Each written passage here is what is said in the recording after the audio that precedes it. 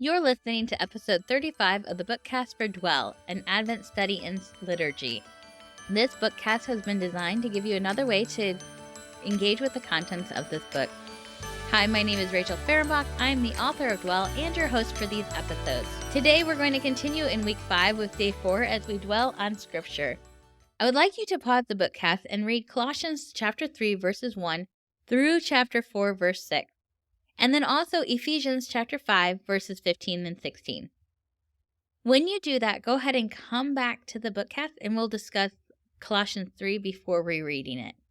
Okay, in a moment I'm going to ask you to reread Colossians chapter 3 with the following in mind. As you read, consider, you guessed it, the echoes of the creation story. This old creation has been put to death and a new creation raised in its place. Pay attention to verse 10, which echoes the phrasing of Genesis of being created in the image of the Creator God. Consider this phrase put on by Paul to contrast the actions of the old creation and the new.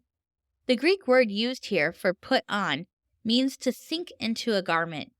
God graciously provided garments for Adam and Eve when their sinful disobedience corrupted their image-bearer identity and purpose. But now, we put on garments that reflect our renewed identity and purpose as image bearers, ones that truly reflect Jesus Christ and his commands.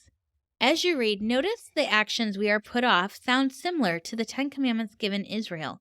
God's standard for his creation has not changed.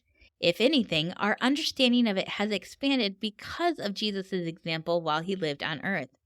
Consider how this new creation is different from the corrupted version that we experience each day.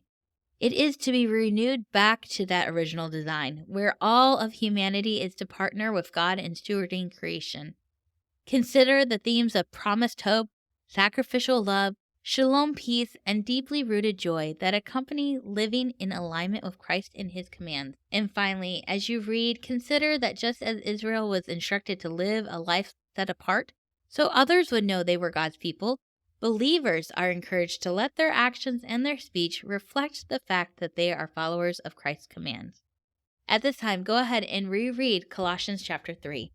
When you come back, we'll talk a little bit more about the remaining passage in Colossians chapter 4 and the passage in Ephesians chapter 5. Okay, so let's talk a little bit about these last two passages. In both Ephesians 5:16 and Colossians 4:5, the Greek word that is used here appears in reference to time. This word is often translated as redeemed and emphasizes the idea of purchasing something with a price in order to exchange its situation or condition.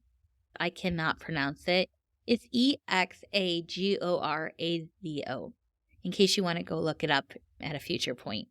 In these verses, there is a layer of opportunity and urgency, which is why some translations write it as make the best use of the time. As you read, consider how Christ's followers are to act and speak according to his commands with wisdom, authority, and sacrifice, continually watching for opportunities to redeem, make right the world around them. Paul even asks for prayer that God would bring such opportunities for him to share about Christ, pointing others towards this new creation living.